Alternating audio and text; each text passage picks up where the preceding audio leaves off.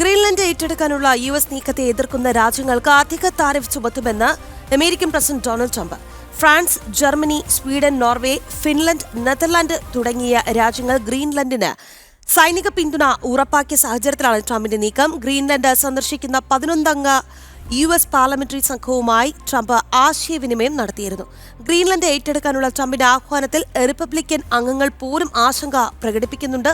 ഇന്നലെ ഫ്രാൻസിന്റെ നേതൃത്വത്തിൽ സൈനിക വിഭാഗങ്ങൾ ഗ്രീൻലൻഡിൽ എത്തിയിരുന്നു. ദേശീയ സുരക്ഷയുടെ ഭാഗമായി ഗ്രീൻലൻഡ് ഏറ്റെടുക്കുക തന്നെ വേണമെന്നാണ് ട്രംപിന്റെ നിലപാട്. 7 times more. And I may do that for Greenland too. I may put a tariff on countries if they don't go along with Greenland, because we need Greenland for national security. So I may do that. I'll give you a little.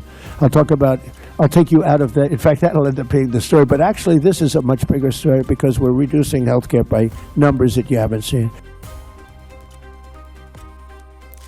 മായി ഐസൻ ജോസ് നമുക്കൊപ്പം ചേരുന്നുണ്ട് international ഡെസ്കിൽ നിന്ന്. ഐസൻ, European രാജ്യങ്ങൾ ട്രംപിനെ അനുകൂലിച്ച് പിന്തുണച്ച് മുന്നോട്ട് പോവുകയാണ്. നമുക്കറിയാം ഫ്രാൻസ് അടക്കമുള്ള രാജ്യങ്ങൾ അവരുടെ സൈനിക ശക്തിയെ ഗ്രീൻലൻഡിലേക്ക് അയച്ചു കഴിഞ്ഞു.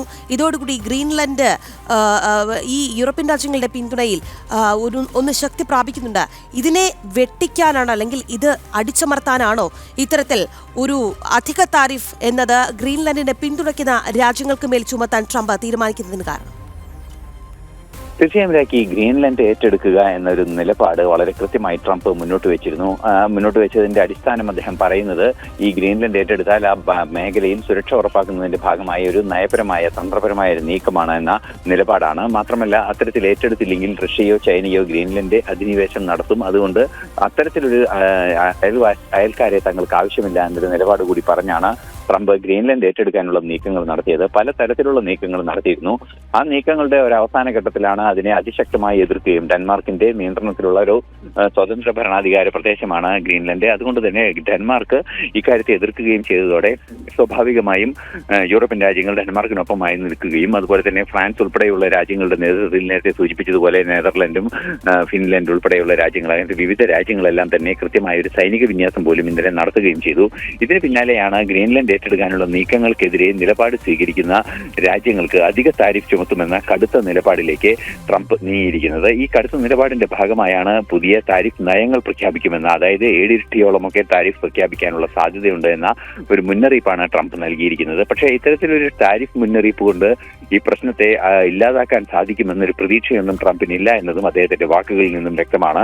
കടുത്ത നടപടിയിലേക്ക് നീങ്ങുകയാണെങ്കിൽ ഫ്രാൻസ് ഉൾപ്പെടെയുള്ള രാജ്യങ്ങൾ തങ്ങൾക്കെതിരാകുമെന്ന ഒരു നിലപാട് വളരെ കൃത്യമായി US പ്രതിനിധി സംഘം പോലും അറിയിക്കുന്നുണ്ട്. 11-അംഗ US പാർലമെന്ററി സംഘത്തെ ഗ്രീൻലൻഡിലേക്ക് കാര്യങ്ങൾ പഠിക്കുന്നതിനെ ട്രംപ് അയച്ചിരുന്നു. ഈ 11-അംഗ സംഘത്തിലെ റിപ്പബ്ലിക്കൻ അംഗങ്ങൾ പോലും ഈ നീക്കത്തിനെ എതിർക്കുന്നു എന്നാണ് ഇപ്പോൾ നമുക്ക് മനസ്സിലാക്കാൻ സാധിക്കുന്നത്.